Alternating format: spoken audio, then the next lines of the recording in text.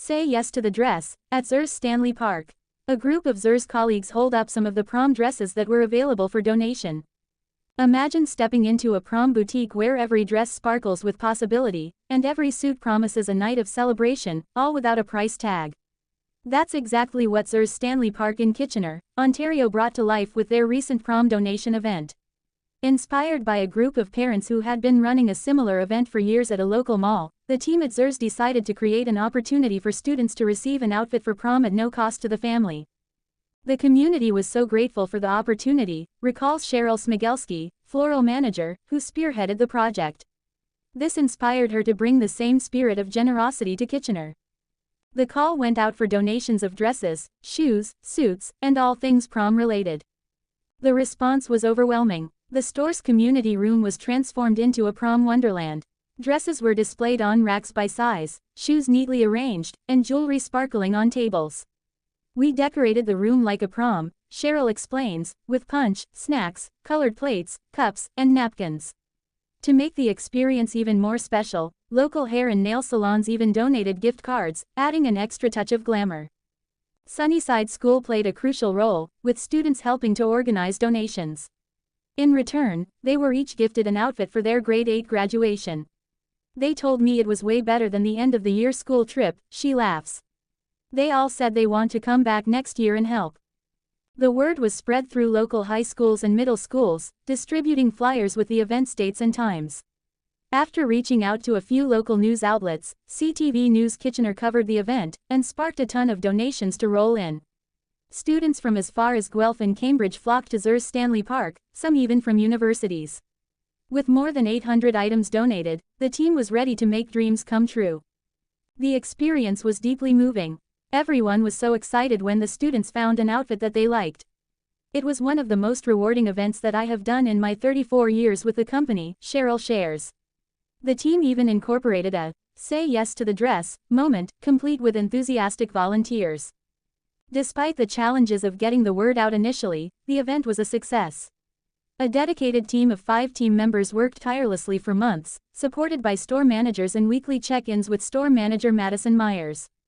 Looking ahead, the team is excited that this will become an annual event, building on the foundation of community spirit and generosity they've established. "I really have to say that I work at the best Zehrs store around," Cheryl says with pride. Bride speechless as Hollywood A-lister takes over her wedding appointment, "It's mayhem here. If there's one thing to know about having a Hollywood star best friend, it's that it's very hard to get the spotlight. Even when it comes to your wedding." Stream episodes of Say Yes to the Dress for free on 9 Now. That was the dilemma facing bride-to-be Julie on an episode of Say Yes to the Dress, which you can stream for free on 9 Now. Julie was searching for the perfect wedding reception dress, with the help of her family and bridesmaids, including one who will look very familiar. Kristin Chenoweth is a Hollywood and Broadway star, known for originating the role of Glinda in the musical Wicked. Julie works as Kristin's assistant but also considers her a best friend and big sister, so having her tick of approval on her dress was important to her. "The problem, let me just talk about her taste, plain," Kristin said, joking to wake her when it's over. Kristin Chenoweth attends the 78th Annual Tony Awards at Radio City Music Hall on June 8, 2025. Getty Images for Tony Awards Pro. While Kristin was all about a bit of bling, Julie's taste was more classic. Even so, she was determined to pull off the impossible and find a dress they both liked. Bridal consultant Debbie could tell just how chaotic things were about to get. "It's mayhem here. Kristin is really taking over," Debbie said. Things didn't get off to a great start and Julie's entourage were not at all fans of her first pick. "It looks like a big diaper," Kristin reacted. Julie's appointment got more and more wild as Kristin wandered around the shop trying on tiaras and picking out dresses. She even tried a dress on first in an attempt to convince Julie to also give it a go. Catch the chaotic moment here. Chaos ensues as the Hollywood star tries on a wedding dress during her best friend Julie's appointment on Say Yes to the Dress on 9 Now. "I'm not surprised that she tried a dress on. I wouldn't expect anything less," Julie reacted. Kristin's ploy to get the bride into a sparkly gown worked, as Julie decided she wanted to see it on herself. But once in it, she realized it was a Kristin dress, rather than a Julie dress. The search continued, with Julie trying on another soft pink ruffled dress. And in the end, her decision surprised absolutely everyone, even herself. David's Bridal CEO courts AI to change how brides say yes to the dress. It would be easy to write a pun-filled puff piece about David's Bridal. After all, it has achieved the leading market share for a $65 billion industry focused on connection, romance and, hopefully, happiness. It would even be easy to write a feel-good story about its business progress, fighting through a pandemic and its lockdowns and then innovating its way out of bankruptcy in 2023. But the real story of David's Bridal is one of outcome-focused digital transformation and a complete refusal to accept the limitations of current macroeconomic and retailing market conditions. While other retailers have done the bare minimum to react to the present and forecast the future, David's is an example of resisting the inertia that has kept other companies stuck in neutral when the situation calls for overdrive. "This business gets in your blood," CEO Kelly Cook told PYMNTS CEO Karen Webster recently. "The desire to serve someone when it's such a happy occasion is unprecedented. Our employee tenure is high, our training for stylists keeps improving and we feel like we do a pretty good job because our net promoter score is over 80.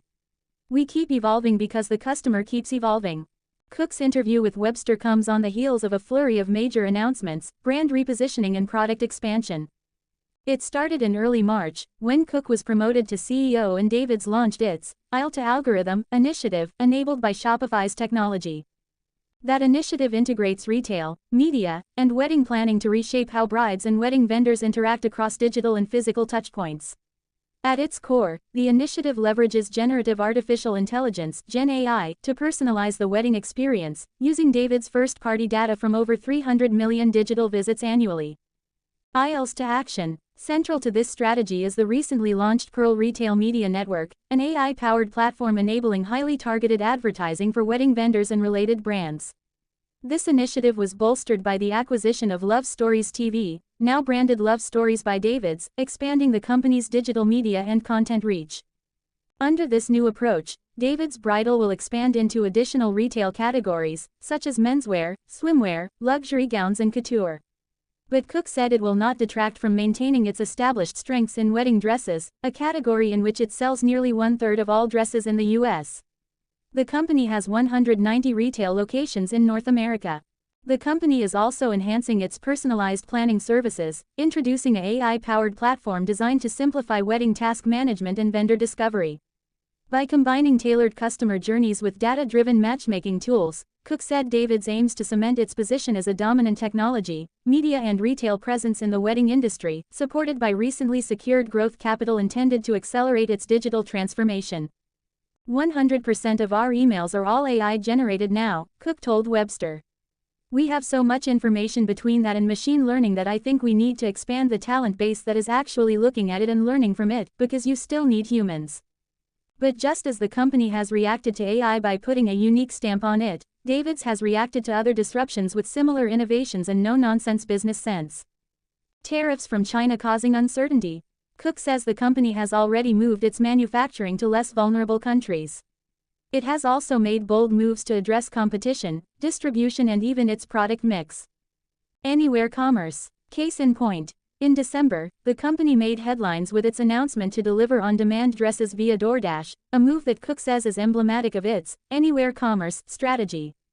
"Our number one city is Las Vegas," Cook noted, adding that the company's goal is to meet brides wherever they choose to transact. But DoorDash is only the beginning. David's Bridal is set to make a series of announcements in Q3 that will exponentially expand its digital distribution and will debut a shop-in-shop at one of the largest retailers outside the United States. The company is also preparing to join a major international marketplace in August and will move into wholesaling, supplying boutiques in the third quarter. "We own our supply chain from end to end, so we can give a wholesale price to a boutique that is way less than what they're paying in the open market, because we sell 2 million units a year," Cook said. This scale allows David's Bridal to extend its reach while passing on cost savings to smaller retailers. David's Bridal faces a fragmented competitive landscape. "We are by far the largest share of bridal in the United States. The second highest share is a collection of 7,000 boutiques that are all independently owned," Cook said, describing the market as having a very long tail. Rather than viewing these boutiques as adversaries, Cook sees partnership opportunities. "We aren't looking at boutiques with fire and brimstone, pitchforks going, 'We're gonna kill the boutiques.'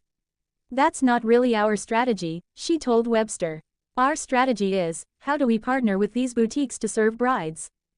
Cook also emphasized the enduring importance of physical retail in the bridal segment.